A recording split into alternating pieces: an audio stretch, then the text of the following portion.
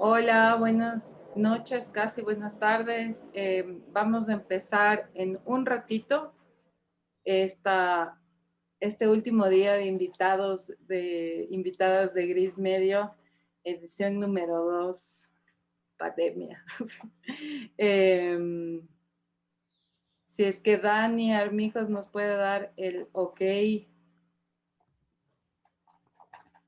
Listo, perfecto. Estamos en transmisión en vivo en Facebook. Muchísimas gracias por estar en este último día de presentaciones de invitadas e invitados de Gris Medio.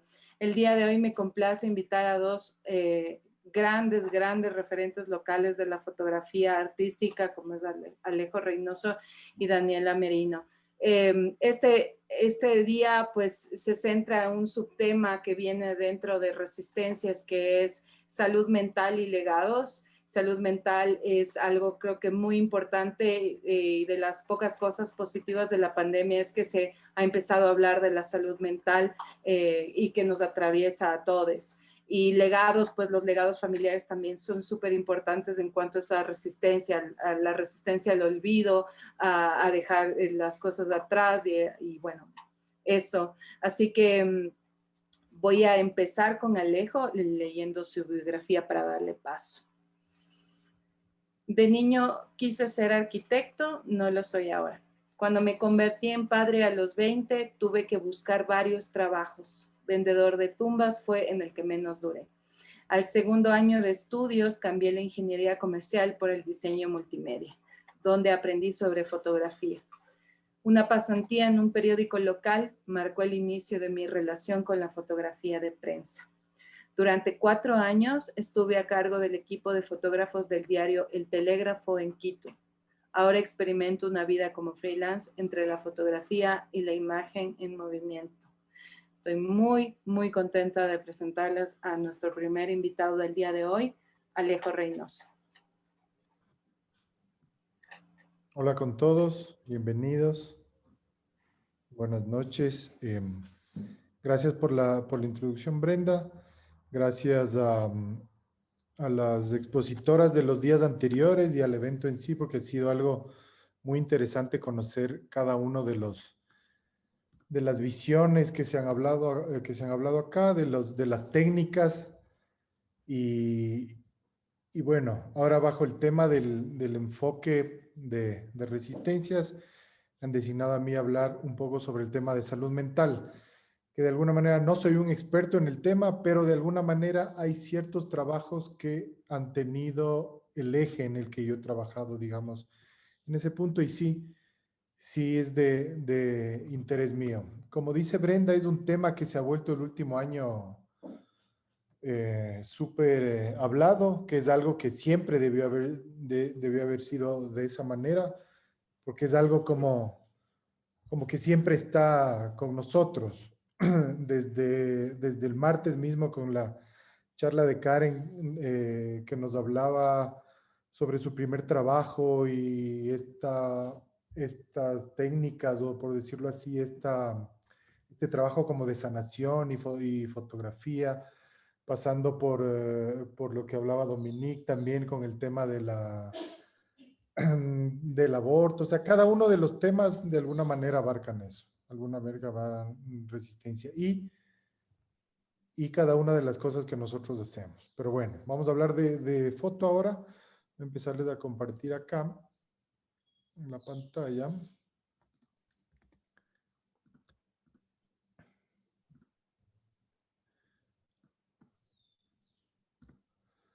Y bueno, como les comentó en la vía ahorita, como leyó ahorita Brenda, yo comencé eh, esta carrera de foto en los periódicos, digamos. Ahí es donde aprendí a fotografiar un montón de cosas. El hecho de pasar por los periódicos, haces foto de todo. Haces foto de política, haces retratos, haces deporte, haces ciudadanía, cosas pequeñas, cosas grandes. Entonces ahí aprendes un montón. Cuando estaba en el telégrafo, en el 2011, sería 2010, 2011, hubo una feria de una feria para buscar empleo. Y ahí conocí a René Baldión. René Baldión era una persona que tenía esquizofrenia. Y cuando le conocí fue súper chévere porque él se acercó, conversábamos, le decía que por qué estaba haciendo fotografía. Y en ese tiempo, como hacía fotoreportaje, comencé a hacerle como un seguimiento, ¿no? Entonces, René me dio el acceso para seguirle a él, para contar un poco. Había una sección en el telégrafo, no me acuerdo cómo se llamaba, Séptimo Día. Sí, Séptimo Día. Entonces era los domingos y era un reportaje un poco más grande de los que salían entre semana. Y me enfoqué, digamos, en eso, ¿no? Entonces era un poco la búsqueda y un poco entender. De alguna manera ya me llamaba la atención el tema de la salud mental, porque antes había hecho un trabajo que es un poco más de discapacidad mental, que era el tema de gente que vive en el hospital psiquiátrico Julio Endara. Entonces, y aparte también otras historias cercanas de familia, de amigos, que de alguna manera ya tenían alguna conexión con la salud mental. Entonces, yo cuando conocí a René, eh, fue la primera persona cercana que, digamos, que conocí a alguien con esquizofrenia. Entonces, era como comenzar esa parte. En ese tiempo no es que conocía mucho de la enfermedad y más o menos yo me fui alimentando o conociendo a partir de él. Entonces, digamos, fue como que en primera persona, un testimonio en primera persona en el que fui conociendo. La historia de él es que él comenzó un día, si se acuerdan, había un programa que se llamaba Siempre en Domingo. Entonces, él me contó que él conoció, que él supo que tenía esquizofrenia cuando él veía el programa y de repente, no me acuerdo el nombre, se me fue ahorita, del presentador, que le hablaba a él, pero él creía que le hablaba a él.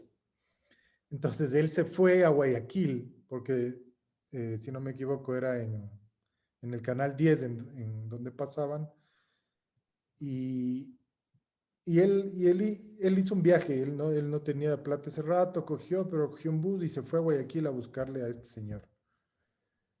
Y claro, cuando llegaron a Guayaquil, el man, o sea, la gente no comprendía que, que por qué fue a buscarle ahí, le explicaron, entonces él como que no supo qué le pasaba. Entonces ese fue como su primera recaída cuando él supo que tenía esquizofrenia. Entonces a partir de eso,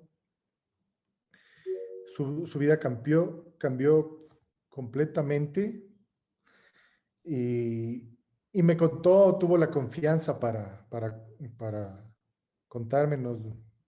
En el tiempo nos hicimos grandes amigos, creo yo, y le comencé a seguir durante algún tiempo cómo él vivía. Tenía esa mirada periodística completamente, ¿no? Como es un fotoreportaje. Entonces él, aparte de su enfermedad, obviamente tenía diabetes, que son otras enfermedades que atraen este diagnóstico. Entonces él era un tipo que hacía trámites, siempre hacía trámites, para todo hacía trámites. Estaba haciendo la fila para esto, la fila para el otro. Entonces comencé a seguirle para ver más o menos qué podía hacer con ese trabajo. Le seguía sus trámites, cuando le ponían sus inyecciones, con la familia, con los amigos, con el círculo que él se reunía también de familiares y personas con otros diagnósticos de salud mental. Entonces él era súper emprendedor en ese tema, por decirlo así. Súper entusiasta es la palabra. A pesar de todo, él se medicaba. Él vivía en la Kennedy, más o menos. Y él todas las mañanas en esa época caminaba como unas 6, 7, no más, unas 10 cuadras eran hasta la Río Coca. a buscar en esa época el periódico El Ciudadano, que era gratuito.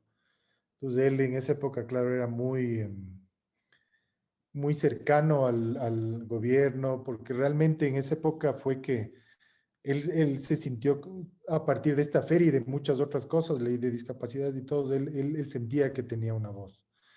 Entonces él participaba junto con otras personas en varios círculos, en varias reuniones, asambleas, para buscar qué es lo que pueden hacer ellos como, como familia y como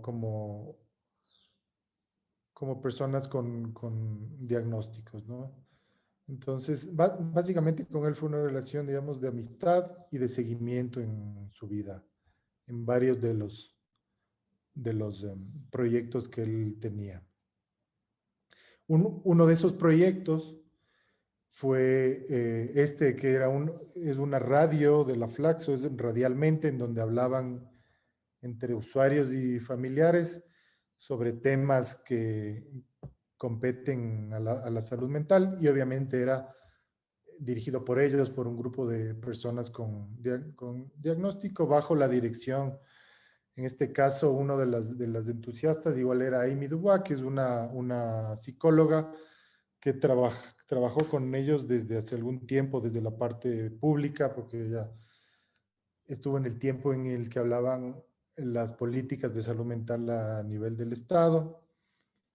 Y luego cuando salió, ellos también buscaban un nuevo lugar para poder incluir, digamos, para dar inclusión laboral, que es lo que buscaban, que hagan algo las personas con diagnósticos de salud mental. Ahí es cuando crearon Huertomanías, que ahora es un huerto que existe en Nayón, llevan ya 6 años, en donde tienen trabajo personas que tienen diagnóstico de salud mental. Entonces, son oportunidades, es un trabajo durísimo que ellos han hecho. Comenzaron en un huerto en Chaupicruz, me acuerdo, luego se cambiaron y ahora están en Nayón. Pueden visitarlo, pues pueden hacer voluntariado, de todas maneras pueden buscarlo como Huertomanías, que es un tema súper, súper interesante. René Baldión, él murió hace 3 años y, y claro, y se quedó ese tema, ¿no? Porque al final nunca se publicó esto. Había un montón de cosas, o sea, siempre comencé a hacerle fotos, y ya luego salí del telégrafo, pero era como que yo quería darle alguna otra forma a este trabajo, más que ser, ya no hicimos amigos, empezamos a hacer otras cosas, más fotos, a veces salíamos y no hacíamos fotos, y ya, pero al final se quedó ahí. René murió y bueno, dejó un legado, digamos, grande sobre el tema de salud, que es donde ahora existe Huertomanías y un montón de cosas que se pueden hacer. Entonces, eso básicamente fue como uno de los primeros temas a nivel fotográfico mío. Y en esa época, al yo trabajar en un periódico, comencé más o menos, siempre tuve esa cercanía periodística o fotoperiodística para los temas a cubrir. Pasaron los años y conocí otras maneras de hacer foto, tal vez, asistía a talleres, era ya freelance, y en esa época coincidió que conocí el trabajo de Cristina de Middel y otros trabajos que más o menos rompen esa línea. Sigue siendo una fotografía documental, pero ya es distinto, o sea, hay, digamos, tal vez algo más de autor ahí, algunos artificios, algunas cosas que pueden contar ciertos temas sin necesidad de que sea ficción. Entonces, en esa época, no recuerdo en qué año fue, si no me equivoco, 2016 ya puede ser, o 2015, en donde trabajé un tema que tiene que ver con el contacto extraterrestre. La Universidad de San Francisco, junto con el municipio, hicieron un proyecto de espiritualidades en la ciudad de Quito. Entonces éramos algunos fotógrafos, elegimos varios temas, varios grupos religiosos, espirituales. Y claro, en esa época me llamó la atención que había el grupo Rama. El grupo Rama es un grupo de contacto extraterrestre a nivel mundial, digamos, porque sí hay algunos países en los que se mueve. Y me llamó la atención, y suerte que yo pude elegir, porque no me acuerdo cómo fue que elegimos, pero yo de alguna manera ya tenía un acercamiento al tema por cuestiones de creencias o de gustos. Entonces coincidió, me tocó realizar este tema y eh, rompí completamente con la manera de hacer fotos, ustedes se van a dar cuenta. Un poco explicándoles lo que hace el grupo Rama o lo que significa. Ra es la luz, el sol, masculinidad, actividad. Ma, la feminidad, receptividad, la tierra. H, con su forma peculiar, es el puente entre el cielo y tierra, la humanidad que toma conciencia. Entonces, vino un líder de ellos, que es Sixto Paz, estuvo aquí unos días en Quito, coincidió justamente para este trabajo. Y claro, ¿qué hacen ellos? Se reúnen en un hotel de Quito y salen a hacer meditaciones. Entonces era como, ¿cómo vas a hacer fotos de ese tema? Entonces en el hotel de alguna manera dije, bueno, hay que buscar ciertas cosas que de alguna manera intenten conectarme a eso, ¿no? O sea, que ilustren o que complementen ese mensaje de lo que se quiere contar, que es algo subjetivo, porque no es como con René, que era ahí el personaje y ya, sino que es como, ¿cómo es ese contacto? Uno no ha experimentado. Y uno cuando experimenta no es que lo puede ver. Entonces, entre algunas meditaciones que ellos hicieron en el Parque Metropolitano, en las reuniones que tuvieron en el Hotel Savoy, que es donde se reunían ellos, eh, pude hacer este trabajo, fijándome un poco, usando un poco de artificios, manejando la luz, luz natural, luz artificial, pero buscando un poco ese misterio, ¿no? Que es este tema que uno no lo podría descifrar tan fácilmente, digamos, o tan gráficamente.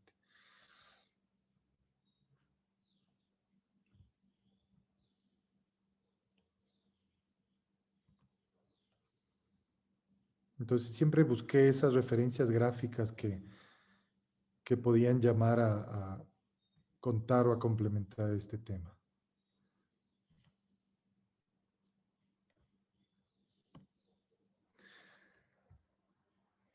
Entonces, más o menos en esa misma línea, que es un poco, creo que es de lo que se ha hablado en estos días y lo que han contado varias de, todas creo, todas las fotógrafos que hablaron en esta semana, de alguna manera es súper importante darse cuenta de lo que uno es como persona, tal vez es lo que fotografía, sin necesidad de, es la voz personal, ¿no? Entonces es como uno se siente bien haciendo las cosas como uno es. Entonces, al entrar a hacer ese trabajo y todo, me di cuenta que por ahí iba la manera en que me gusta hacer fotos, en que me gusta abarcar estos temas. Entonces, en esa época también comenzamos a hacer un trabajo con otros fotógrafos sobre la misión geodésica. Y era un poco, comenzó con un tema netamente documental, viajar a los lugares por donde pasó la misión.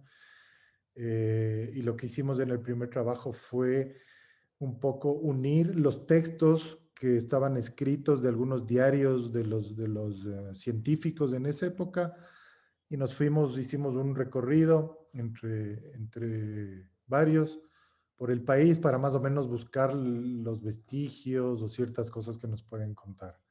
Se hizo una exposición de eso y luego continuamos un poco ampliando ese tema hasta que yo llegué al tema, luego de haber leído este libro, El diálogo con las estrellas, que habla un poco es como una representación de igual de estos diarios, pero en esa novela hay un poco más de ficción, tal vez, o sea, o una interpretación. Y me llamó mucho la atención el personaje de Joseph Jussieu, que de alguna manera, sin conocerle antes, de alguna manera tenía una conexión, tal vez, o por las descripciones por las que por las que leía, también tenían alguna conexión con la salud mental.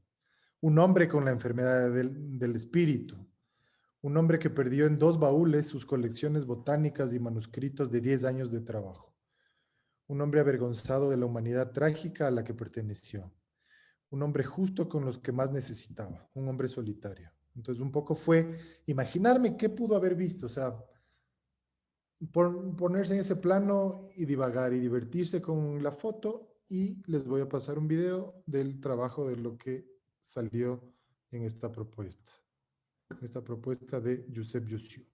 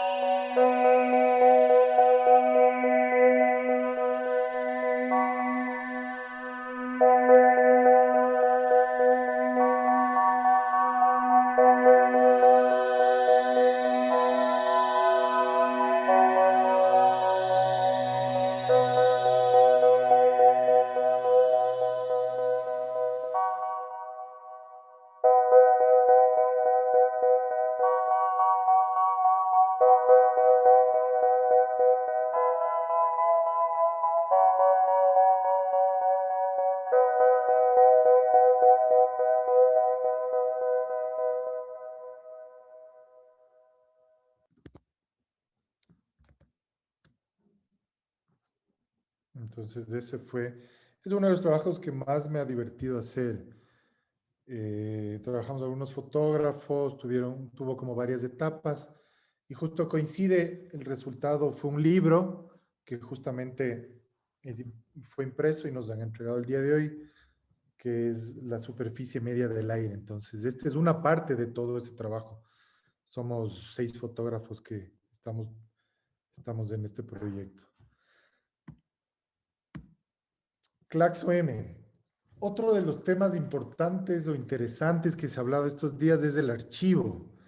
Y de alguna manera nació este trabajo del archivo, tal vez en en una, en una búsqueda, digamos, de todas las fotos que uno tiene en el celular. Entonces Entonces, es una conexión más o menos con lo que hice de Rama y de este tema extraterrestre. Comencé claro, dije, hay que borrar, ¿no? Que ya se tiene el teléfono y de alguna manera empiezas a ver cosas que haces fotos. Yo con el teléfono no siempre he estado haciendo fotos, pero de alguna manera creo que uno, o yo al menos, empieza a hacer fotos. Uno tiene como que varios ejes en la vida para trabajar ciertos temas. Entonces, en mi caso, así que el extraterrestre, es que es salud mental, que la religión, que ni sé qué. Entonces, siempre está haciendo fotos de cualquier cosa que te llaman la atención para eso. Y luego les unes en algún trabajo. O si no, ese es el método en el que yo hago. Tengo así como ideas sueltas que luego las voy uniendo.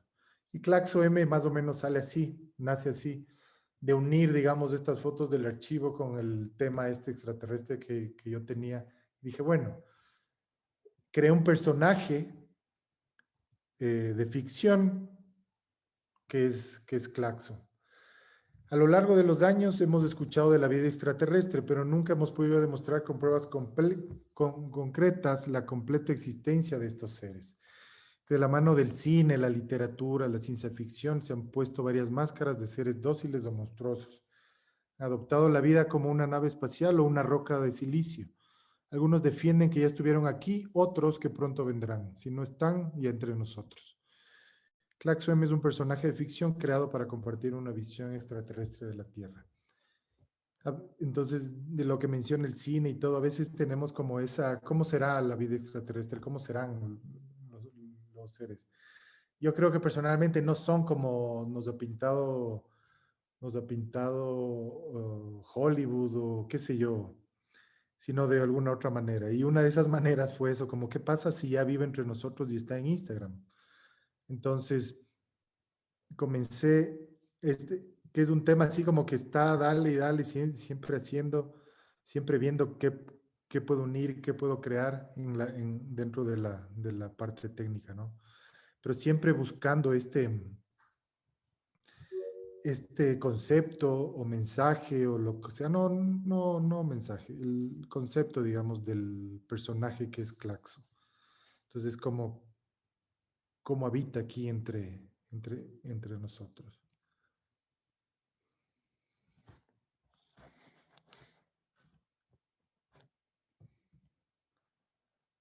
Entonces, este trabajo ha sido 100% hecho en celular. Es una de las cosas que me admira también de los trabajos de esta semana, es yo cuando comencé a hacer foto, cuando comencé a estudiar fotografía, yo ya comencé todo en digital. Tuve unas 2 clases, un semestre que eran en análogo, cuarto oscuro, pero realmente ya profesionalmente y todo, siempre trabajé en digital. Entonces, al tener el teléfono, una cámara en el bolsillo, es como, tienes ahí una herramienta para siempre hacer lo que uno quiere y con las tecnologías de ahora. De hecho, esta foto que ven acá fue como la primera que me llamó la atención para comenzar el tema, porque el teléfono tenía 2 días de nuevo y cuando hice una foto salió esto. O sea, la foto estaba dañada, entonces técnicamente me dije, puta, ¿qué hago? ¿Está dañado el celular o qué? Entonces ahí me dije, no, puede ser parte del proyecto y básicamente fue uno de los kicks para empezar. Ahora, este Art Spaceship, busquen más adelante, en este mes va a haber una muestra de arte digital. Claxo es participante en esta muestra, pero hay un montón de cosas, desde realidad aumentada, realidad virtual, ciertas propuestas de arte digital que creo que va a estar muy interesante. En Instagram ustedes buscan Art Spaceship y si no me equivoco, en fin de este mes se inaugura esa muestra con un montón de propuestas de arte digital. Otro tema que siempre me ha movido y es un poco ya en la parte personal, en la parte de autor, es el tema de la religión.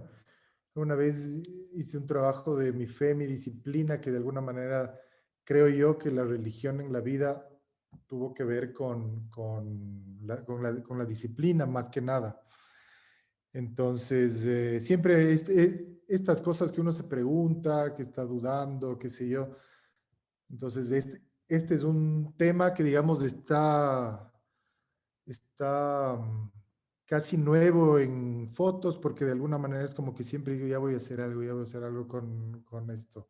Voy a resolverlo, el issue este de la religión o lo que sea, de alguna manera en fotos. Entonces, comencé a trabajar un tema que tiene que ver con la cuaresma, con la religión en sí, ¿no? O sea, un poco de mis creencias, con apuntes que hago siempre. Digo, bueno, estas fotos, estas sí son fotos de alguna manera entre celular, entre cámara, lo que sea, pero siempre buscando ese tema de dar una posición tal vez con mis creencias religiosas.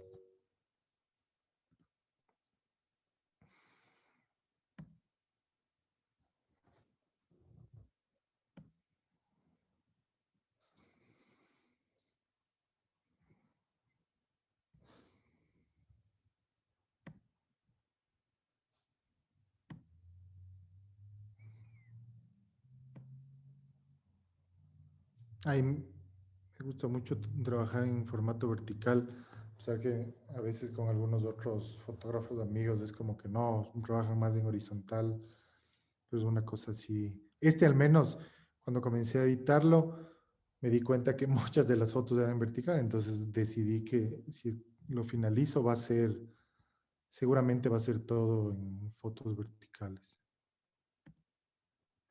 Eso, y es mi web, les dejo ahí si es que quieren ver más trabajo. Y eso es mi portafolio que les puedo contar un poco con muchas gracias. Excelente, muchísimas gracias Alejo, de verdad. Gracias a Hay ti. unas preguntas, las vamos a dejar para el final después de la presentación de Dani. Muy bien. Eh, Bellísimo trabajo Alejo, muchísimas gracias. Ahora pues voy a presentar a nuestro, ¿cómo se dice? Broche de oro. Nuestro cierre. Dani Merino es la última invitada en esta serie de charlas que hemos hecho desde el día martes. Así que si me permiten, pues voy a leer la biografía de Daniela para darle paso. Quito, Ecuador, 1977. Artista visual y docente, fotografía documental, International Center of Photography, Nueva York. Máster en estudios de cine y nuevos medios de New School, Nueva York. Crítica de cine y arte para la revista Mundo Diners de Ecuador. Docente para la Universidad de San Francisco de Quito y Arte Actual, Quito. Artista en Arte Educarte desde 2015. Su trabajo artístico ha sido expuesto en Ecuador, Estados Unidos, México, Inglaterra y Japón. Su primer fotolibro, Herencia, será publicado por la editorial Inframundo México en 2021. Con todos ustedes, Dani Merino. Bienvenida. Hola Brenda, muchas gracias. Muchas gracias a todos por haber venido en este viernes por la noche. Bueno, primero que nada, gracias Alejo por tu trabajo. Te he conocido algún tiempo. He visto algunas de tus imágenes, pero me gustó mucho ver tu trabajo esta noche, cosas que no conocía y que bueno, me motivan bastante. Al igual que el trabajo de los otros fotógrafos que he visto estos días, que Brenda, creo que has hecho un súper buen trabajo porque es bastante diverso y, y la verdad es que me siento súper inspirada porque son cosas como súper diferentes a las que yo hago y esta vez me siento motivada a experimentar con el medio fotográfico que la verdad no soy así una persona que experimenta un montón, no. Pero ahora he visto trabajos de una técnica hermosa, unas temáticas bastante inspiradoras. eh, este tema entre lo documental y la ficción. Bueno, todo lo que hemos visto estos días ha sido la verdad es que sí, y Brenda, muchas gracias, y creo que deberíamos hacer más de estas charlas ahora que estamos encerraditos. Bueno, eso por un lado, y sí, de ahí yo estudié, yo sí vengo de una escuela súper clásica de fotografía, creo que eso se va a revelar en mi trabajo fácilmente. Estudié fotografía desde cero, en blanco y negro, con una cámara analógica que me regaló mi abuelo cuando tenía 15 años, y yo sí me pasé como 3 horas al día en el cuarto oscuro, pero la verdad es que cuando ya me pasé a lo digital, eh, abandoné el cuarto oscuro totalmente. Ahora veo que hay como otra vez una nueva moda de todo lo análogo, ¿no? Pero sí abandoné como el cuarto oscuro así, pero un abandono total y ya me quedé con la cámara y con el celular. Y, y bueno, eso para darles un poquito mi background. Cuando estudié en la New School en Nueva York, estaba un poquito cansada de la fotografía. Me puse a estudiar estudios de cine y a escribir un montón, pero la verdad es que creo que la fotografía es mi primer amor y sí, es mi arte favorito, es mi vida, es mis manos, amo la foto y siempre vuelvo a la fotografía tarde o temprano, ¿no? Y bueno, ahora les quiero mostrar este trabajo que mencionó Brenda, que se llama Herencia, un libro un fotolibro que estoy trabajando con la Escuela de Fotografía La Hidra en Ciudad de México. Me dieron una beca para hacer el libro, un programa maravilloso que lamentablemente ahorita está en pausa por todo lo que ya sabemos. Espero de corazón y haré todo para poder regresar y imprimir el libro este año, pero bueno, tampoco estoy tan apurada porque la verdad es que me deja tiempo para seguir trabajando en el libro, seguir experimentando, editando una y otra vez. La edición de un libro es bastante parecida a la edición de una película. Entonces hay que estar ahí como una y otra vez probando cosas, pongo las fotos sobre la mesa, quito, vuelvo a la computadora, vuelvo a buscar otras fotos. Entonces es un proyecto de mucha experimentación que me ha gustado mucho y espero hacer, o sea, muchos proyectos así. Ahora el tema es que les voy a hablar de un tema que para mí es bastante sensible y muy personal.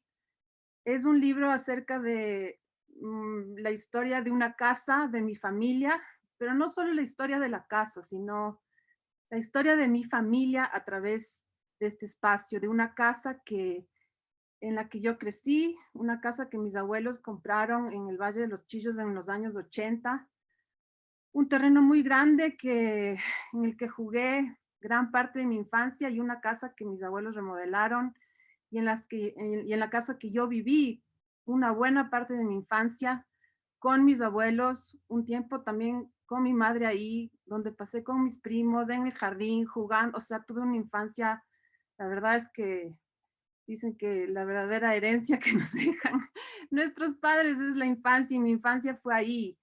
Pero ahora sí voy a compartir pantalla porque sigo hablando y me olvido. A ver, me avisan si... Uy,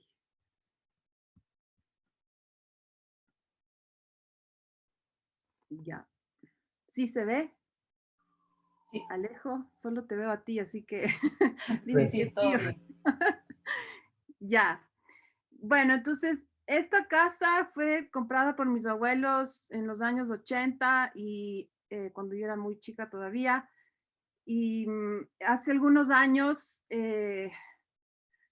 parece que es una casa cargada como de una melancolía profunda, porque hace algunos años, ya les voy contando, pero han pasado varias cosas, pero el proyecto empieza cuando me entero por casualidad en la sala de la casa de mi abuelo que la casa se iba a vender.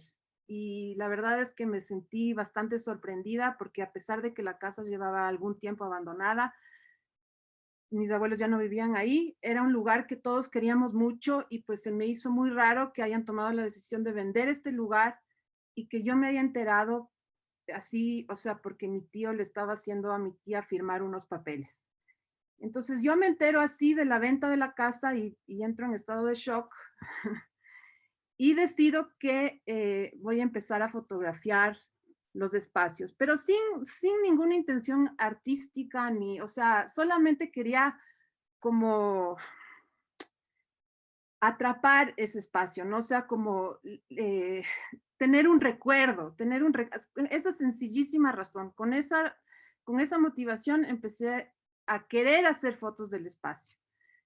Pero bueno, me estaba dando cuenta que la casa, o sea, todo el proceso de vender la casa y todo se iba de mis manos, a pesar de que yo era una nieta, yo me crié con mis abuelos, fui la primera nieta y también de alguna manera me sentía hija y me sentía en derecho de decir cosas, de hacer cosas, pero bueno, nadie me paraba bola. Entonces yo sentía que la casa se iba perdiendo. Entonces, hace un tiempo encontré esta cita de Marguerite Duras que dice que se me hizo tan referencial: se necesita perder la casa de la infancia para recuperarla. Y, y claro, lo que ella quiere decir es que, bueno, la gente que no pierde la casa de su infancia no necesariamente vuelve a su infancia y a pensar en todo lo que pasó en su infancia, pero a mí esta pérdida me catapulta directo a los años de mi infancia y a tratar de recuperar todo lo que yo viví ahí, ¿no? O sea, como sinónimo de la construcción de mi identidad. Fue un espacio tan importante para mí, tan monumental en mi historia, o sea, yo sentía que de alguna manera al menos podía volver a mi memoria, pero honestamente era muy difícil como, como armar una narrativa grande de esto, porque lo único que tenía era pedazos, fragmentos, objetos, o sea, todo como muy minúsculo. O sea, yo tenía este sentimiento enorme, pero todo lo demás era como eh, en pedacitos, ¿no? Estaba como trizado. Y, y bueno, a medida que las cosas pasaban en mi familia en estos últimos 2 o 3 años, eh, sobre todo, por ejemplo, algo que me afectaba mucho era como que yo quería ir a la casa a fotografiar, quería que me den deliberadamente una llave para ir a mi casa a fotografiar pues mi abuelo no quería darme, mi tío tampoco, o sea, los hombres de la familia eran muy duros conmigo, no me dejaban ir, entonces yo me obsesionaba más, yo me iba metiendo más, entonces dije, bueno, esto lo hago como sea, entonces empiezo a buscar archivos, empiezo a buscar documentos, empiezo a escribir y bueno, el libro es un compendio de fotografías y textos y bueno, aquí les quiero mostrar un poquito de las fotos y acompañadas de sus textos, ¿no? Mi abuelo limpia la lámpara de cristal como si se tratara de una criatura viva. Mi abuela escribe cuentos de dinosaurios en su estudio y me aplaude cada vez que toco su pieza favorita, Balada para Adelina, en el piano de la cava. Yo juego a que la casa es un hotel de 5 estrellas. En la noche salimos los tres al jardín, vemos pasar al cometa Halley. Del cielo comienzan a caer estrellas de papel celofán. Mi abuela sonríe y se esconde detrás del arupo. Mi abuelo mira al cometa con mis largavistas de juguete, me lo pasa y dice, ahí está, pide un deseo. Bueno, esa es una historia hermosa, uno de los recuerdos hermosos que tengo de verdad en los años 80. Quienes vivieron en esa década se acuerdan del cometa Halley, que era todo un evento. Habían aviones que tú pagabas un boleto y te llevaban a dar un paseo y que podías ver al cometa Halley de cerca. Al menos eso era lo que yo oía en mi familia, ¿no? Pero así como habían estas historias que me traían alegría, también habían estas historias que de pronto empiezan a surgir cuando yo empiezo a encontrar objetos en la casa, ¿no? Yo entraba al closet de mis abuelos cuando buenamente podía ir y alguien me daba permiso y encontraba todo lo que encontraba, fotografiaba como loca, no tenía como, no tenía mucho filtro, o sea, solo tenía este deseo de devorar el pasado, ¿no? Un impulso frenético de, de escarbar en la vida de mis abuelos, de mi familia, en la mía misma. Y bueno, aquí les quiero leer también otro texto que un poco de esta cajita con estas cosas detona este texto, ¿no? Que me acuerdo. Duermo en un colchón al lado de la cama de mis abuelos. Me despierto con un disparo a la medianoche. Miro bajo la cama y ahí están las pantuflas de mi abuelo. Mi corazón late con fuerza y no puedo respirar bien. Imagino a mi abuelo muerto y me invade el terror. Mi abuela me dice que me calme, que todo está bien. Es algo que mi abuelo hace todas las noches por precaución. 2 o 3 disparos al aire. Es la primera vez que escucho este ruido aterrador. Perdón. Bueno, esta historia un poco, sí, era algo que se vivía en la casa, ¿no? Escuchar a mi abuelo disparar en las noches porque tenían miedo de que se metan los ladrones. Eh, Irónicamente, ellos dejan esa casa porque fueron asaltados, algo que fue muy triste y alguna vez mi abuelo, eh, cuando recién pasó lo del asalto, me confiesa que él tenía pues un revólver y que le hubiera gustado usar ese revólver porque de esa forma no hubiera habido el robo, mi abuela no se hubiera enfermado, no hubieran tenido que dejar la casa, como que sentía esta culpa, ¿no? Pero bueno, esa creo que fue la primera pérdida que yo sufrí de la casa, ¿no? El haber perdido la casa porque se fueron mis abuelos de ahí, porque habían sido asaltados. De ahí, como les contaba, yo entró este closet que era como un castillo para mí, lleno de sorpresas cuando era chica. Y aquí había de todo, me acuerdo, mis abuelos guardaban chocolates, yo entraba a las 9 de la mañana a comerme los chocolates, me dolía la barriga, habían conchas de mar, estaba la caja fuerte que era como todo un secreto, las corbatas de mi abuelo, y había como estas cajas llenas de documentos que yo nunca vi, pero esta vez que pude ir a la casa a fotografiar, me encontré con algunos documentos de mi familia y entre ellos estaba este recorte de periódico de mi abuelo, mi bisabuelo, que toda una leyenda en mi familia. Yo crecí con estas historias de mi abuelo aviador y que el primer piloto del Ecuador. O sea, crecí con esta historia, ¿no? Entonces recordé que sí, que desde pequeñita era como mi abuelo, el aviador, al que nunca conocí, mi mamá tampoco, pero era como esta gran leyenda en mi familia.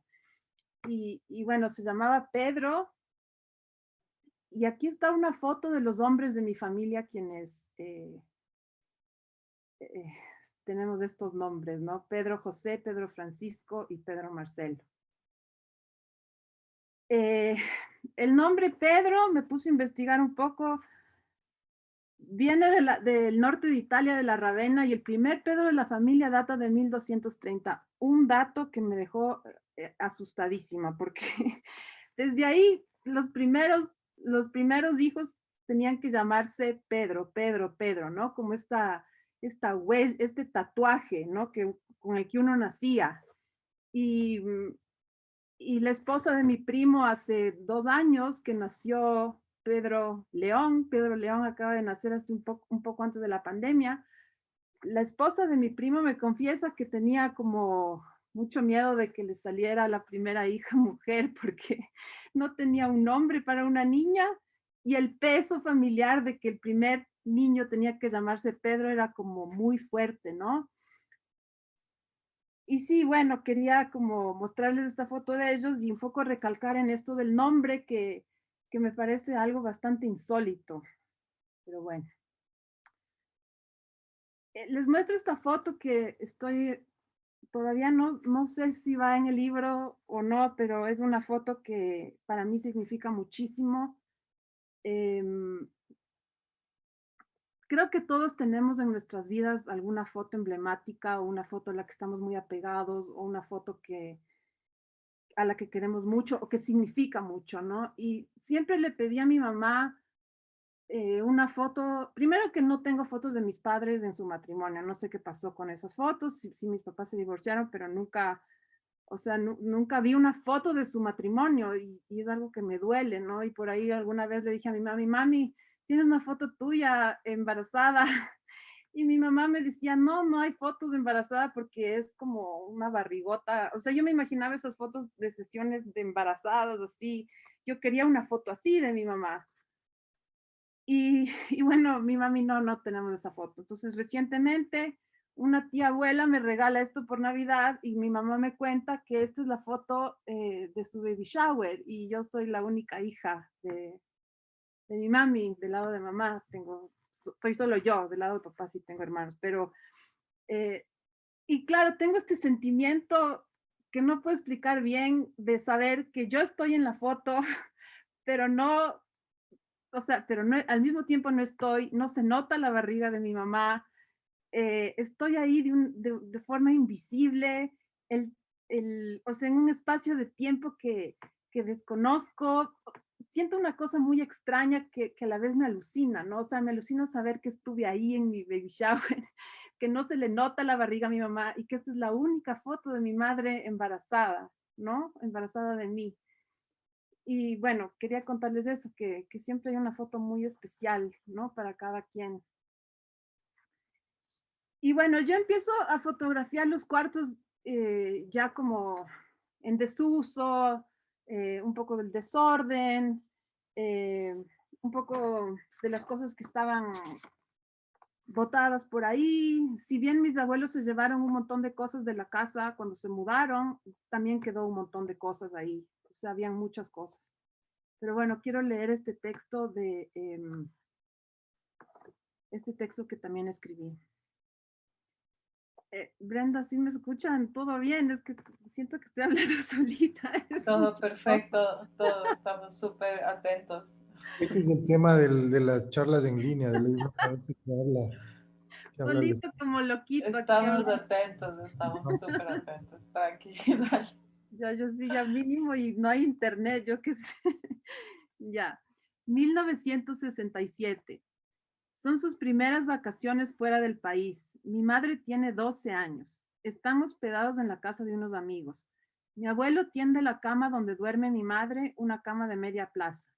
Mi madre tiene que tender la cama de todos los demás y hasta no hacerlo no puedo salir de la habitación. Aquel viaje es un premio, le dice mi abuelo, y que no se le olvide nunca. Todas las mañanas mi cama es un revoltijo de sábanas y migas de pan, y así se queda y la culpa llega y no se va. Em, Aparte de que este proyecto es un poco como esa resistencia al paso del tiempo, ¿no? Ese querer contener las memorias y, y atraparlas, ¿no? En un pedacito de papel, en un pedacito de texto. Creo que también este proyecto eh, sí es un poco una protesta a la institución de la familia como tal, ¿no? Pocas, eh, muchas instituciones son cuestionadas a través del arte, la política, la institución de la religión, la institución del arte mismo, pero a la familia no se le cuestiona mucho, ¿no? O sea, se habla entre todos por debajo de la alfombra, pero, pero los vínculos familiares, ¿no? El conflicto de la sangre, esas relaciones tan corruptas que hay, ¿no? Entre padres de hijos, entre hermanos, entre primos, o sea, el amor, o sea, porque somos misma sangre, no es, o sea, no está garantizado, ¿no? Y es algo que este proyecto me ha llevado a cuestionar mucho, ¿no? Uno da por hecho el amor de los tíos, del amor de los primos, pero a la larga eso no, o sea, no pasan las pruebas de fuego y es algo que a mí sí me ha afectado mucho y este proyecto me ha ayudado a sobrellevarlo y, y bueno, entonces también el proyecto se trata un poco sobre eso, ¿no? No es solo, o sea, es la pérdida de la casa, pero también es lo que sucede en esa casa, lo que ha sucedido, los vínculos, ¿no? Las relaciones. Ella es mi madre, le hice este retrato el año pasado, porque también uso fotos de archivo, documentos de archivo, pero en la medida de lo que puedo también incluyo el presente y utilizo y hago retratos en el presente, ¿no? La verdad es que he hecho un mix del cual no estoy descontenta, ¿no? Estoy bastante contenta. Creo que surge de manera orgánica, pero todavía sí siento que me queda como mucho trabajo por hacer. Entre todas las cosas que encuentro esta carta muy linda que le escribe mi tío a mi mamá. No sé si muy linda, pero es una carta en que le pide que por favor le traiga unas cosas de Estados Unidos cuando mi mamá estaba estudiando intercambio por allá. Y lo que me saltó a la vista es que la foto dice, te quise, ¿no? Te quise, no te quiero, ñaña, sino te quise. Y bueno, esta es una foto de ellos ahora y es un retrato que decidí ponerlo en blanco y negro. Mi tío y mi madre llevan horas encerrados en la oficina discutiendo sobre las propiedades de la familia, los gastos económicos y el estado de la herencia de la abuela. Yo estoy afuera sentada en las gradas esperándola. Hace mucho calor. Un pájaro negro de pico naranja se para en la reja de la entrada. Hace un ruido áspero contra el metal y se va. Siento una pequeña descarga eléctrica en mi espina dorsal. De pronto me cuesta tragar saliva. La luz del sol me enceguece. Mi madre sale de la oficina. Con un gesto y a lo lejos me despido de mi tío. Mi madre me invita a almorzar al Hotel Colón. El silencio se instala entre las dos. Durante el postre me cuenta que solo pudo revisar un par de hojas que indican cuánto ella le debe a mi tío. No sabemos nada del dinero de la venta de la casa ni de la herencia de la abuela.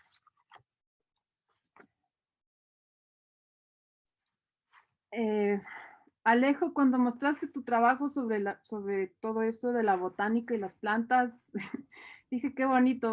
Hay una partecita que coincide con mi proyecto y es que mi abuela era una amante férrima de la botánica, de las plantas, tenía su propio, o sea, hizo un jardín enorme con diferentes variedades de orquídeas, le gustaba experimentar con la siembra, tenía un invernadero, era una apasionada total de sus plantas y sus flores, era algo bellísimo que tal vez en ese momento, o sea, cuando ella vivía, tal vez yo no lo valoraba tanto, pero ahora que ella no está, o sea, siento que el trabajo que hizo con sus plantas fue monumental. Y bueno, tal vez lo que me llevó a pensar en el título de este libro es esta parte que ella pone en su nota y dice, herencia, tendencia de la naturaleza a reproducir en los seres vivos las características de sus antepasados. La herencia determina el potencial de la planta y el cultivo determina el grado que ese potencial tiene. Creo que dice bastante del proyecto en sí.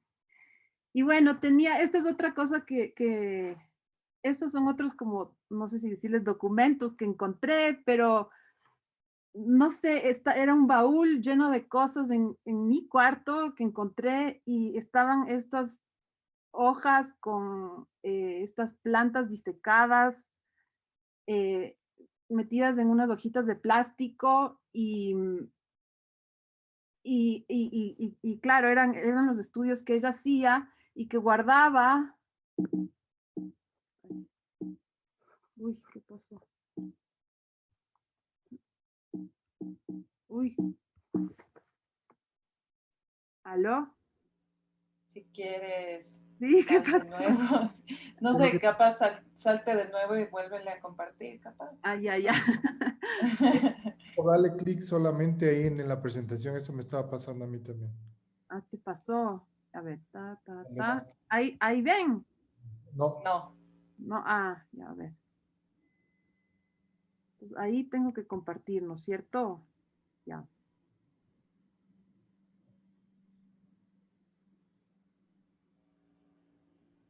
Ahí se pone ve, Brenda. presentación. Sí, ahí sí. pone presentación. Ay. Uy, perdón. Todo bien, tranquila.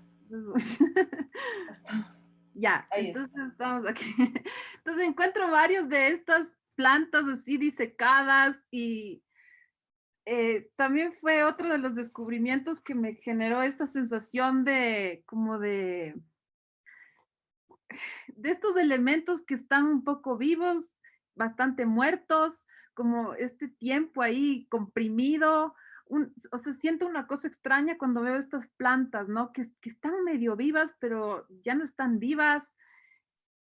Y dije, bueno, esto es como una gran metáfora de este libro, ¿no? O sea, siento que el tiempo es un protagonista fundamental, el paso del tiempo, el querer comprimir el tiempo. Gastón Bachelard en su libro La poética del espacio dice, los espacios son pedazos de tiempo comprimido. Me pareció lindísimo, eh, porque siempre hay esta diferencia entre tiempo y espacio, ¿no? Pero el tiempo como un pedacito de espacio ahí que queda suspendido, ¿no? En alguna parte.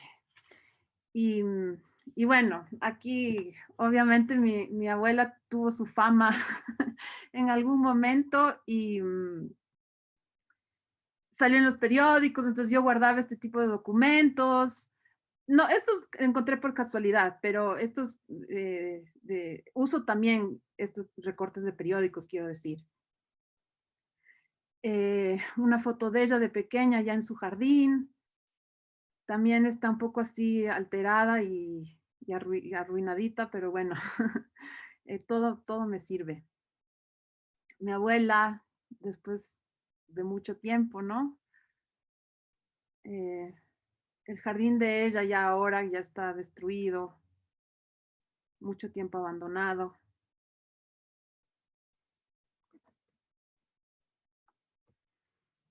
Y ahí está mi abuela. Y bueno, quisiera leerles este texto.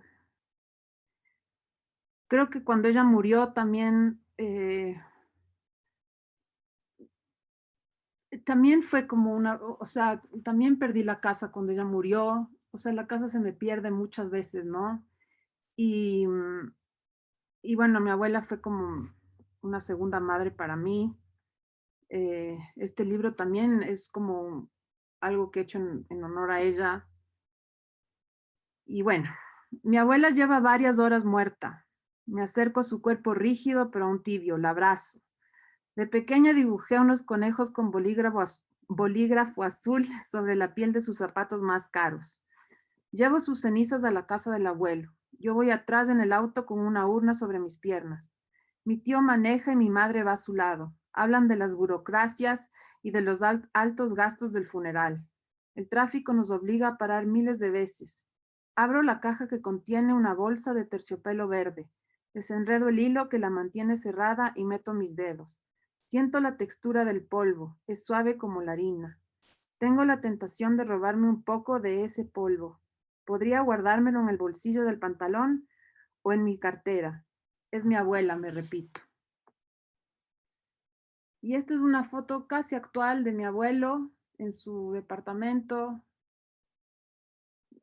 Parece que hubiera salido de esta selva maravillosa donde vivía a meterse en un departamento en la ciudad. Y mirando un poco atrás, ¿no? Y este también es otro objeto que encontré que me encanta, que es un cuaderno mío, mío de primer grado, donde en el lado izquierdo estoy haciendo unas sumas y no me di cuenta mucho que había, pero luego veo el lado derecho y veo el título que dice el tiempo y veo el subtítulo y me espanto y el subtítulo dice es irreparable. Y no puedo creer que yo a los 6 años ya pensaba como pienso ahora, ¿no? Con este miedo del tiempo y del paso del tiempo y de querer retenerlo todo. Y bueno, cada que fotografiaba algo que encontraba, lo hacía sobre la alfombra del cuarto de mis abuelos. Entonces, por eso mucho de las fotos son sobre esa alfombra. Y ya...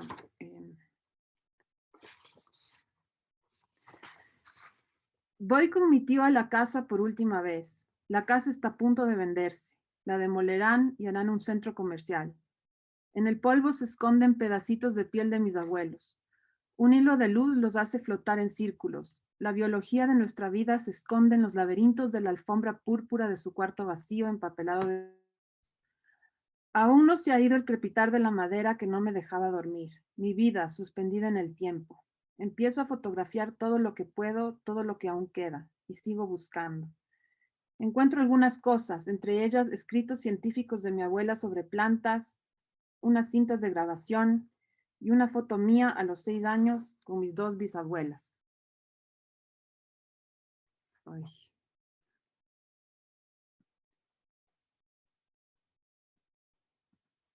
perdón, ya. O sea,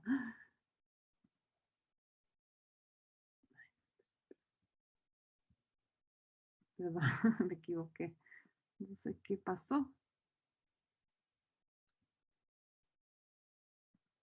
Se me fue la presentación, hizo quit unexpectedly.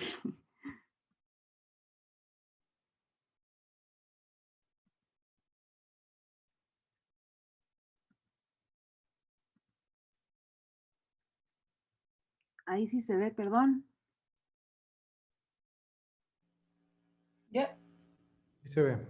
Ya, y bueno, esas, tuve mucha suerte de que en un momento de mi vida tuve dos abuelos, dos abuelas, 4 bisabuelas. Creo que a los 6 años tuve todos estos progenitores, ¿no? Y es maravilloso. Fue una suerte haberles tenido a tantos, ¿no? Y bueno, ellos, mis abuelos, esta es una foto que les hice en Nueva York hace 10 años y la he usado en muchas cosas, la he usado en videos, tampoco me importa como reciclar las imágenes que tengo y es un retrato de ellos que realmente me fascina y bueno, quería mostrarles. Eh, bueno, eso es todo, muchas gracias. Gracias, Dani. Excelente. Muchísimas gracias. Eh, y gracias a todos por estar presentes. Vamos a ir con preguntas, les voy a ir leyendo las preguntas, ¿les parece? Si se les ocurre alguna pregunta adicional, escriben en el chat y la vamos leyendo. A ver, por aquí dice la Dominic, nos dice Alejo, me encanta tu trabajo y cómo has contado tu cambio en la foto, sobre las fotos de René, ¿has pensado en publicar de alguna manera? Sí he pensado, pero no he concretado, la verdad. Justamente luego de lo que murió René hace 2 años, ahí fue que, o sea que dije, bueno, sí, algo hay que hacer. René, a la par, igual me presentó una amiga, una amiga de él que también tenía otro diagnóstico y ella murió recién por COVID hace unos meses. Y también le había hecho algunas fotos.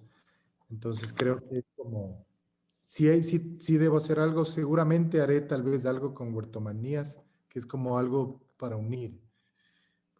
Justo revisaba para esta expo algunas fotos, pucha, y tengo un montón de fotos de él, ¿no? Pero en esta estética como de fotoreportaje, pero seguro que sí, algo he de hacer.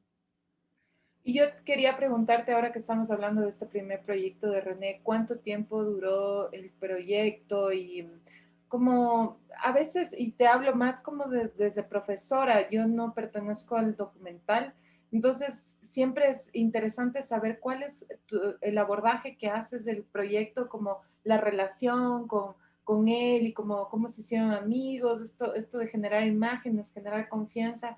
¿Cómo fue esto en breves palabras, si nos quieres comentar, y cuánto duró el proyecto? Digamos que fue por casualidad que me hice amigo de él. Yo estaba en una cobertura en ese tiempo del telégrafo y fui al Centro de Exposiciones Quito, en donde había esta feria para personas con discapacidad, una feria laboral para personas con discapacidad. Entonces era como una bolsa de trabajo. Y claro, René era un tipo así súper extrovertido y se hacía amigo de todos. Entonces yo me acerqué a hacer unas fotos ahí, me hizo la conversa y empezamos a conversar. Y a la par, claro, como estaba en el diario buscando temas para hacer foto, entonces conversamos y le dije, oye, ¿qué tal si tengo unas fotos? Bla, bla, bla. Veámonos otro día. Me dio su número y comenzamos a vernos, le comencé a visitar en la parte documental un poco, primero empiezas a cachar su historia. No había una fecha límite, entonces nos empezamos a hacer como más amigos para ya empezar las fotos. Siempre que nos veíamos le hacía fotos, entonces era como una... Yo la mayoría de las que tengo son como full de registro documental. Entonces, a la par que fue pasando el tiempo, yo decía, pero algo más hay que hacer con esto. A la par que le conocí a esta amiga, había una cosa interesante ahí, que la mamá de René, por ejemplo, ella creía que yo le estaba explotando de alguna manera. O sea, ella creía que como era mi trabajo, yo estaba ganando algo y yo no le daba nada a él. Entonces, en un punto, claro, dije, ¿qué estoy haciendo? Pero dice, no, pues un trabajo de foto, pero al final no veía cómo darle un cierre para una nota de un domingo, para estas series de foto. Y se alargó tanto que ya te digo, yo comencé a hacerle fotos en 2011 y seguí haciéndole fotos. Me olvidé de poner esa foto, ¿cierto? Ahorita en la presentación. ¿Qué sería? Un año antes de que él muera, o sea, en el 2018. Un día me dijo, no quiero que me hagas más fotos. O sea, y la foto que le hacía él sale con la mano así, ¿no? Entonces, el límite, digamos, ahora fue cuando él murió y ahora es como que sí, algo tengo que hacer con eso, porque yo te digo, recién estuve en un evento de Huertomanías y me hizo pensar como, está esa foto en el archivo, algo tengo que hacer. Quizá puede ser un fotolibro, estilo álbum, algo como para la familia, para los amigos que le conocían, no sé, algo más íntimo tal vez. Y esa fue una de las cosas que también ven en mi trabajo y uno se va dando cuenta cómo va haciendo fotos. Yo leyendo un poco las preguntas aquí aprovecho que creo que también va a responder un poco lo que decía en la siguiente pregunta de un poco cómo va el estilo propio en fotografía. Creo que uno se va dando cuenta siendo sincero en el trabajo que hace. Entonces, a la par, como yo trabajaba ahí mucho con gente de distintos medios, estaba en deportes, estaba en política o lo que sea, pero ya cuando fui freelance empecé a hacer otro tipo de foto de alguna manera por la manera en la que yo creo que soy. Pronto un poco más introvertido, tal vez para trabajar en temas documentales. Entonces uno ya empieza a ver qué tipo de fotos haces o por qué lado te vas. Entonces, capaz empecé a hacer foto más sin gente, más de lugares, más de paisajes, más de ciertas cosas, como lo que vimos ahora, Claxo, estas cosas que nada tienen que ver con algo puro documental. Entonces uno empieza ahí como a darse cuenta. Pero con René, como hice esa amistad, fue una cosa así como súper orgánica. Le iba haciendo fotos de una manera sencilla, digamos, orgánica. Hermoso. Sí, entonces contestada la siguiente pregunta, ¿no? Ahí para aumentar un poco de la siguiente, de lo que dicen del estilo propio, me acuerdo, estuve justo una cosa hermosa de trabajar en un periódico, es que puedes estar en lugares que no te imaginas vas a estar, nunca. Y una de esas fue una rueda de prensa cuando vino Philip Glass a dar un concierto acá. Entonces yo tenía que hacerle una foto a él. Y claro, a él en la rueda de prensa le preguntaron, ¿cómo encuentras tu propia voz?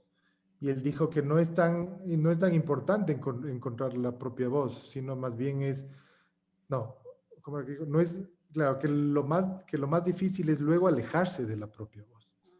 Wow, Entonces es un poco ya viendo ahora, eso fue, claro, entonces yo me quedé con eso. qué Y ahora bueno. un poco es eso, es como que uno capaz también se va transformando en la carrera, va transformando, se va adaptando o va cambiando, y es lo que pasaba antes. Entonces yo quería, o qué sé yo, hacer gran historias, o hacía ciertas historias documentales que decía, ¿por qué no puedo hacer de una manera como empiezas a ver como otros trabajos? Pero empiezas a decir, no, porque tú eres distinto, o sea, hay una vaina de empatía, de ciertas cosas. eh, cuando haces fotos documental. Entonces, una de las cosas más difíciles es salirse de esa voz y empezar a explorar otras cosas. Y con la parte de las tendencias o las imposiciones estéticas, creo que es importante también, es interesante, justo coincidió hace unos días, leía, hay un perfil en Instagram que se llama Lo Bueno, o Lo Bueno y no me acuerdo qué, pero ahí le hacían referencia a una profesora de la Universidad de San Francisco, Luciana Muselo, que ella habla del tema de la comunicación en el Internet y del algoritmo y de todo esto. Y están ahora justo en ese perfil, en esa lectura de la balanza de uno crea para el algoritmo o uno crea para uno o lo que uno quiere hacer. Entonces es como que ahí uno encuentra su propia voz. Ya el tema comercial de followers, likes o lo que sea es una cosa ya muy aparte marketera. Entonces uno creo que debe sentirse seguro en lo que está haciendo, aparte de todos estos algoritmos que nos pueden guiar a hacer ciertas cosas. Que si uno se pone a ver a veces, ves un montón de cosas igualitas, grandes trabajos, bien hechos, bien iluminados, buenas cámaras o lo que sea, pero muchos se parecen. Entonces, ahí hay como una cosa interesante que es... Sí, estoy totalmente de acuerdo, que excelente. Gracias por eso, Alejo. Por aquí, para Dani Laclio nos dice, Jodorowsky tiene un texto interesante sobre la fuerza del árbol genealógico, Oh, qué como bueno, manera de gracias. referencia. Ajá. Andrés te pregunta o te dice, te recomiendo ver un cortometraje mexicano que se llama La Casa de los Lúpulos, una historia familiar investigada y recreada con una emotividad y autenticidad como las que caracterizan a tu trabajo con tu libro. Ay, muchas gracias, Andrés. Ya voy a buscarlo. La Casa de los Lúpulos. Bueno, ya. Por aquí Danet Núñez nos dice, Dani querida, una presentación excelente, te felicito, tienes una sensibilidad única e irrepetible, seguro será un éxito tu Oh. libro. Verónica dice, gracias a los expositores, son trabajos muy ricos. Aileen nos dice, Alejo, muy interesantes tus proyectos, me viene la pregunta de si mostraste tus fotos a René y si es que las vio, qué comentarios tuvo. Sí, sí las vio, eso fue algo así que sí me tranquiliza de alguna manera porque antes de que muera él sí vio un par de veces, fue a la casa, vimos en la compu, le imprimí, le di un CD, a pesar de que luego siempre me decía, no se abre el CD y todo, entonces una cosa así súper chistosa. Eh, Había unas fotos que tenía así como cuando él comía, porque me acuerdo que nos íbamos a un chifa a comer y le encantaba así, pero comer un montón. Entonces tenía unas fotos que se manchó y claro, y le enseñaba todo, o sea, sí, el material sin editar todo, y se reía. Entonces es como una cosa que él también se veía así como súper abierto. No vio, digamos, un producto final que pueda hacer ahora, pero sí las vio. ¿Pero qué te decía? ¿Le gustaba? Y, o sea, algunas sí las disfrutaba, otras no. Algunas me pedía específicamente porque él un tiempo, a ver, no me acuerdo la palabra cómo es, pero él no es que era judío, pero iba a una sinagoga en donde él creía mucho y leía la Torá y todo esto. Entonces él celebraba en diciembre, se me fue el nombre de la fiesta judía, pero tenían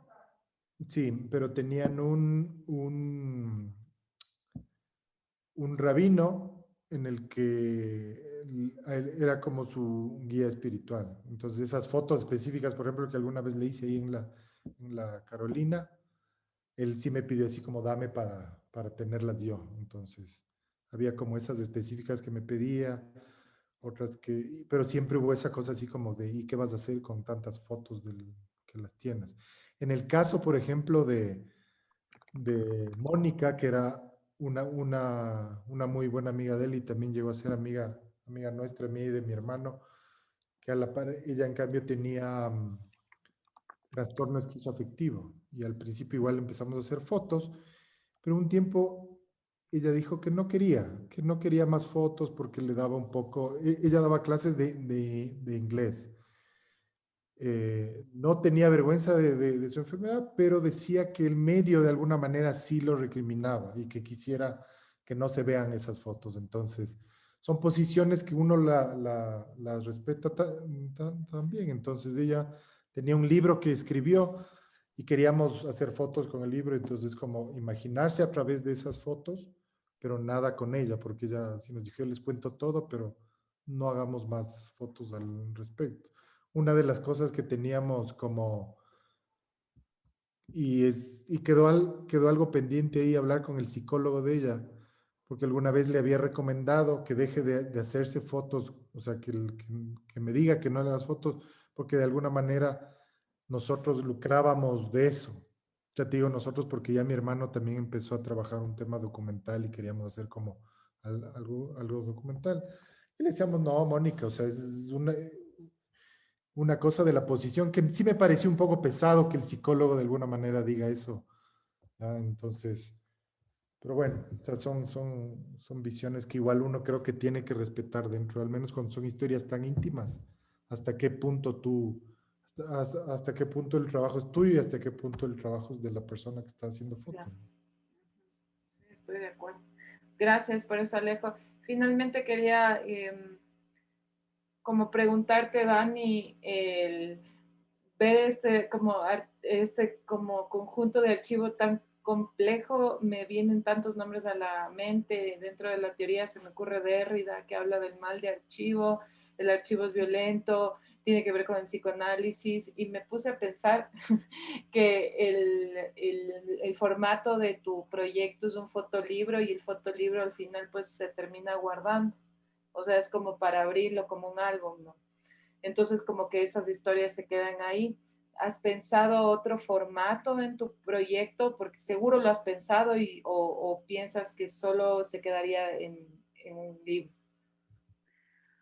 O sea, creo que ni un fotolibro, ni una exposición, ni un video nunca van a estar a la altura del proyecto como tal, ¿no? O sea, el proyecto es tan rico y hay tanto, o sea, siempre cualquiera de esos formatos implica una limitación, ¿no? O sea, el simple hecho de que estás editando, pues estás descartando un montón de material. Lo que sí he pensado es como he hecho estas fotos de los objetos y tengo estas cartas y justamente todos estos elementos. O sea, sí me gustaría poder hacer una exposición, ¿no? Poder hacer una exposición y con estas cositas, y también tengo algunos archivos de video que también me gusta como editar así en estos fragmentos de tiempo y hacer como una exposición. Eso es lo único que el único otro formato Ujú. que he pensado. Sí, gracias, Brenda. Buenísimo. Gracias, Dani. Gracias, Alejo. No sé si veo aquí que está Dominic, está Clio y está Eileen. No sé si quieren prender las cámaras para hacernos un screenshot. Eso, eso. Gracias. Ahí está con Ay, el la Bruno. doble con el bebé. Y Chuta, mientras, perdón. qué lindos. Hola, Eileen. Y no sé si Clio puede también. Eso, hola, Clio. La Clio. Que, bueno, faltaría Karen, que, bueno, Karen está en otras latitudes ahorita. Les quiero agradecer de verdad 100% por esto. Para los que están todavía conectados, las y los que están, contarles que pues las invitadas de esta edición han sido tutores de 5 maravillosos estudiantes de la Universidad de San Francisco que tienen, como les emociona la fotografía. Ellos son Alami, Luis Fe, Norton, que me ponen Paula y Pame. Ellos están trabajando o han trabajado hasta el día de hoy en proyectos de la mano de cada uno de ustedes, y les quiero agradecer públicamente porque Gris Medio va a cerrar oficialmente el día 29 de abril con la inauguración de la expo virtual de ellos, y con su ayuda les quiero agradecer públicamente a ustedes de verdad por la experiencia, por sumarse, por todas las reuniones previas Ha sido un trabajazo de parte suya y estoy súper agradecida y gracias por mostrar sus maravillosos proyectos. Gris Medio lo que busca es visibilizar el arte fotográfico, la fotografía contemporánea localmente, y creo que pues cada año esto se va enriqueciendo muchísimo más. También quiero agradecer, antes de olvidarme, Santi Castellanos de Cano de Cocoa, que siempre apoya los proyectos que se presentan desde el minor de fotografía. Marcelino García, coordinador de foto, que siempre apoya en todo, siempre está ahí. A Lili Buitrago, que es la asistente del minor y de artes visuales, a Debbie Morillo, que es la coordinadora de la carrera, a Byron Toledo, que es colega y es el director de la Q Galería, que también siempre está con el mejor de los ánimos para colaborar en todos estos proyectos, y también a Patti Escobar. Patti es la persona más clave de todo esto, que hace que todo se dé, que lo mejor que hay en Cocoa es la Patti Escobar. Entonces, si se me queda alguien por afuera, igual, y a todos quienes están conectados ahorita, de verdad, muchas gracias. Gris Medio, esta es la segunda edición. Volvemos el 29 de abril para esta inauguración a las 18:30, será el mismo link. Estaremos por ahí bombardeando las redes sociales por si se olvidan. Y gracias a todos, de verdad, públicamente les agradezco por esta edición y por el trabajo que han hecho. Me voy contenta. Gracias a ti, Brenda. Gracias. Yay, Qué lindo conocerles. Gracias a todos. Gracias, Brenda. Lindo el encuentro. Bueno, entonces cierro sesión. Vayan, disfruten de su noche. Chao. Chao, nos vemos pronto.